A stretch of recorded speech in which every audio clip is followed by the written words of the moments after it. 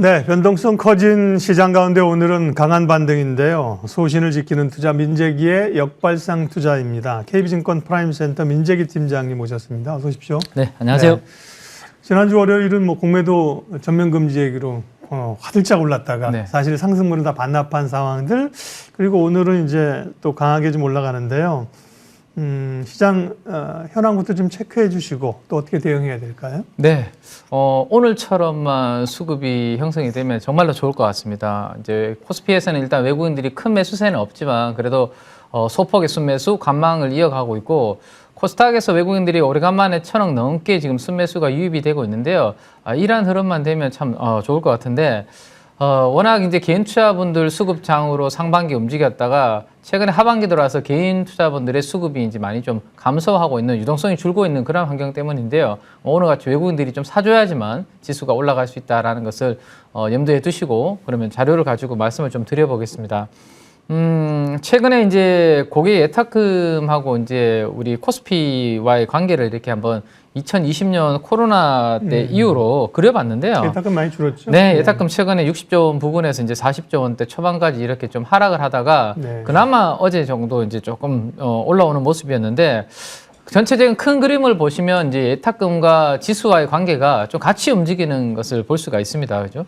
예탁금이 증가할 때는 지수도 이렇게 같이 올라왔다가, 예탁금 하락하는 구간에서는 같이 좀 내려왔다가요. 최근에는 예탁금이 좀 감소를 하니까 시장의 유동성이 전체적으로 조금 주춤하면서 재미없는 그런 주식시장이 연결이 되고 있습니다. 그래서 코스닥에서의 거래대금도 한번 보시면 지난주 11월 6일이 우리 공매도 금지가 있으면서 외국인들의 아주 강한 매수세와 함께 거래대금이 좀 폭발적으로 터졌던 구간이었죠. 11조 정도 넘게 나왔었는데요. 그 다음 날도 한 11조 정도 유지되다가 사실은 지난 월요일 이후로 주가가 계속 좀 내려오고, 오히려 공매도 직전까지 코스닥 지수는 좀 내려오게 됩니다. 더 하회를 하게 되죠. 그러면서 코스닥 거래대금이 보시면 지금 계속 감소하는 이런 모습을 보여주고 있습니다. 전체적으로 에너지가 그렇게 강하지 못한 그런 흐름들이 이어지고 있다라고 보셔야 될 것 같아요. 문제는 이제 이 부분인데, 오늘은 지금 개인 투자분들이 코스닥에서 지금 매도가 나오고 있거든요. 네. 근데 한번 보시면 공매도 금지가 나왔던 그날 외국인들이 이제 쇼크오버 성향의 매수세가 좀 들어왔을 때 개인 투자분들이 많이 팔았는데요. 그 뒤로는 이제 매수세가 이렇게 들어왔습니다. 대부분 지금 보시면 7천억에서 한 8천억 정도의 매수세가 들어왔는데, 코스닥에서 개인 투자분들이 이렇게 열심히 사시면 사실 지수가 그렇게 쉽게 잘 가지 않습니다. 네. 네. 좀 뭐 잘 안 가는 경우가 많거나 오히려 조정받는 경우가 많죠. 오늘처럼 이제 개인 투자분들의 물량이 이렇게 시장에 쏟아지면 지수가 오르는 그런 케이스를 우리가 많이 봤는데, 오른쪽 하단부의 개인 투자분들의 매수세가 빨간색 그래프고요.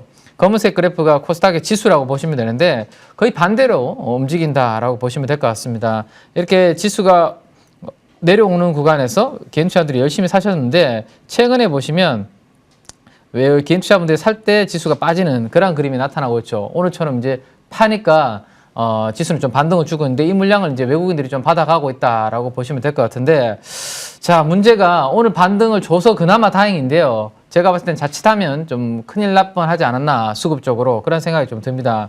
오늘 에코프로 BM도 장중에 한 10% 가깝게 좀 반등을 주고 했는데, 최근 일주일 동안 이제 공매도 금지 이슈 이후에 개인 투자분들이 금액 기준으로 많이 산 종목들이 이들입니다. 근데 이들 종목들이 버티면 다행인데, 버티지 못하고 하락을 하게 되면, 특히나 에코프로 비행 같은 경우는 11월 6일 고점 이후로 보시면 24%나 빠졌어요. 일주일 동안. 여기서 더 빠지게 되면 이 구간에서 매수하신 분들이 또 어떻게 되냐면 반대 매매가 나올 수 있는 그런 구간으로 들어가게 되죠. 근데 다행스럽게 오늘 중요한 구간에서 지금 반등이 좀 나오고 있기 때문에 한숨 좀 돌릴 수 있지 않을까라는 생각이 좀 드네요. 그래서 이런 부분들이 단기적으로 중요한데, 자, 이게 이제 단기 반등으로 끝날 것인지, 아니면 이제 많은 분들이 기다리는 이제 산타랠리와 같은 추세적인 이제 반등으로 이어갈 것인지, 그게 이제 중요한데, 제 생각에는 추세적인 반등으로 좀 가려면 강한 모멘텀이 좀 나와줘야 되지 않을까. 뭐 공매도 금지 못지않은 강력한 이벤트가 좀 나와줘야 될 것 같은데, 그 중에서 가장 제 개인적으로 기대하고 있는 부분은 주식 양도세 완화인데요.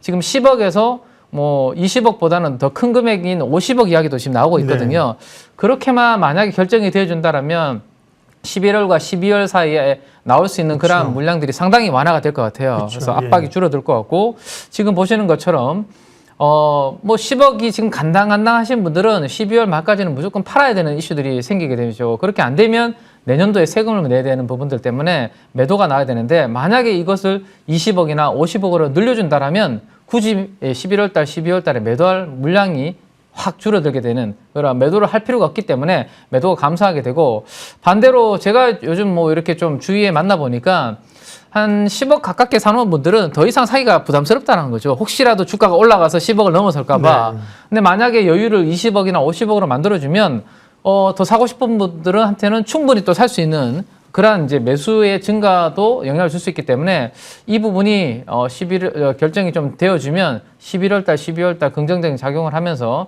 약간의 반등에 좀 더 힘을 실어줄 수 있지 않을까. 그런 생각을 좀 하면서 이 부분은 한번 기다려 봐야 되지 않을까라는 생각입니다. 네. 주식을 10억 원어치 가지고 있어서 대주주 요건에 걸리신 분들은 또 해마다 속상한데 많은 또 투자자들은 나도 거기 좀 해당되고 싶다. 그렇죠. 예, 주식으로 한 10억 원 정도 있으면 좋겠다 이런 분도 있을 겁니다. 근데 최근에 보면 뭐 서울 권역을 확대하는 뭐 논의라든지 네. 공매도 전격 금지 이런 걸 보면 분위기상으로는 그 완화의 이제 금액이 문제이지 네. 좀 할 것 같은 분위기가 네, 뭐 모릅니다만 추정이 네. 좀 그래서 기대감이 말씀하신 것좀 있고요. 자, 2차 전지 오늘 반등이 오는데 뭐 고민과 함께 또 기대감이 있고 어쨌든 덜 흔들린 게 반도체였지 않습니까? 네, 네. 근데 이제 한미 반도체 실적 쇼크로 인해서 어제 매도가 나왔고 일부 뭐 홍콩계 외국계에서 팔았다는 얘기도 좀 있었고 뭐 이랬잖아요. 네, 네.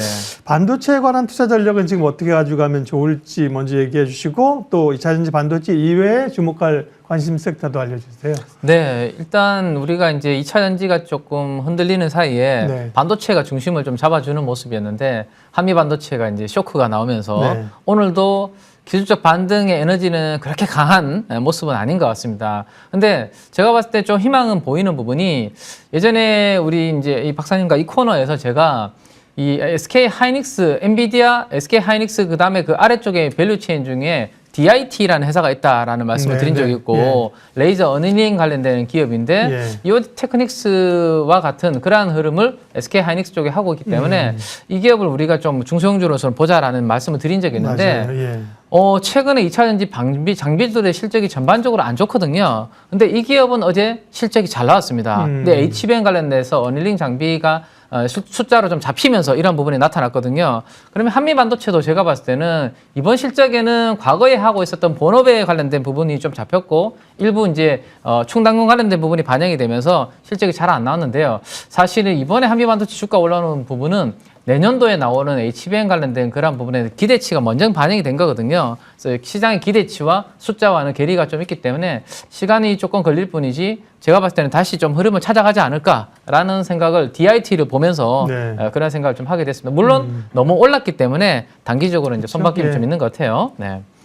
자, 그래서 이제 반도체가 이렇게 흔들릴 때 그러면 밸류에이션 부담도 좀 덜하고 내년도에 확실히 성장이 나오는 기업 쪽으로 관심을 좀 가져서 보시는 것도 저는 괜찮지 않을까 싶어서 디스플레이 쪽에서도 OLED 쪽 말씀을 오늘은 좀 드려보고 싶거든요. 예. 먼저 한번 드려보면 일단 스마트폰이라든지 PC라든지 전반적으로 지금 디바이스에 대한 뭐 수요라든지 출하라든지 이런 부분들은 성장이 잘 안 나오고 있습니다. 다들 아시는 것처럼 뭐 코로나 이후에 반짝했다가요. 지금 다시 이렇게 스마트폰 출하량도 감소를 하고 있다. 다만 최악은 지나서 이제 조금 회복되는 정도이지 엄청나게 성장이 나오는 쪽은 아닙니다. 마찬가지로 이제 뭐 스마트폰 말고 우리가 디바이스라면 또 태블릿 쪽이 있는데 태블릿도 마찬가지죠. 코로나 이후에 잠깐 반등 나왔다가 최근에 이렇게 다시 좀 주춤하고 있는 그러한 상황입니다. 근데 최악은 지나서 살짝 이제 좋아질까 말까한 그 정도의 이제 기대치인데 그러면 태블릿 같은 쪽에서의 뭔가 변화가 있으면 그 변화에서 수혜를 볼 수 있는 쪽을 보면 그러면 우리가 내년도에 성장과 증익을 생각해 볼 수 있는데 태블릿 쪽에서는 가장 강력한 브랜드는 역시 애플이고요. 애플이 40% 정도를 점유를 하고 있고 아이패드가 가장 강력한 브랜드다라고 보시면 될 것 같아요. 그러면 이 아이패드가 올해 대비해서 내년에 변화되는 방향을 우리가 알면 거기에서 투자 기회를 한번 찾아볼 수 있는데 지금 보시는 것처럼 아이패드는 기존에는 우리가 LED 중심으로 이제 만들다가 이제는 OLED 쪽으로 내년도에는 본격적으로 디스플레이가 바뀌는 그런 부분이 온다라는 거죠. 그러면 과거에서 바뀌는 부분이 있으니까 여기가 바뀌면서 수혜를 볼 수 있는 기업들이 그래도 내년도에 올해 대비해서 성장과 증익이 나올 수 있는데 만약에 이들이 주가가 그렇게 반도체 장비주들보다 비싸거나 밸류에이션 부담이 없다라면 이 최근 같은 시장 변동성 구간에서는 좀 관심을 가져보고 공부해볼 만하지 않을까라는 생각이고요. 아이패드 이후로 시간은 좀 걸리겠지만 노트북 쪽도 애플은 결국에는 OLED 쪽으로 가려고 하는 방향성이 있다라는 것을 큰 그림으로 보시면 됩니다. 그러면 올해 대비해서 내년도로 봤을 때 OLED 소재 관련돼서는 이렇게 성장률이 이어지니까 한번 보실 필요가 있겠죠. 그래서 어제 시장이 안 좋을 때도 덕산 네오룩스라든지 이런 종목들은 주가 움직임이 괜찮았거든요. 네. 당연히 이제 뭐 OLED가 아이폰에만 들어가다가 이제 아이패드로 들어가면 OLED 소재가 많이 들어갈 것이니까 그렇게 수혜를 볼 수 있다라는 거고 또 하나 기술 변화의 두 가지는 투스택 텐덤 구조입니다. 이거는 이제 아이폰보다는 수명을 훨씬 더 우리가 아이패드나 노트북은 오래 쓰고 길게 이제 가져가야 되는 부분이 있기 때문에 유기 발광 소재 이런 부분들을 두 개의 층으로 더 빨라서 해주는 부분들이 있죠. 그렇기 때문에 OLED 소재는 훨씬 더 많이 사용을 하게 된다라는 겁니다. 그리고 이제 하이브리드 OLED라는 부분인데 여기에는 강화 유리 쪽이 아래쪽에 기판이 하나 더 들어가야 되는 부분이 있기 때문에 여기를 얇게 식각을 해줘야 되는 이런 부분들이 새롭게 후공정 쪽에서는 필요하다라는 것까지 참고를 하시면 될 것 같아요.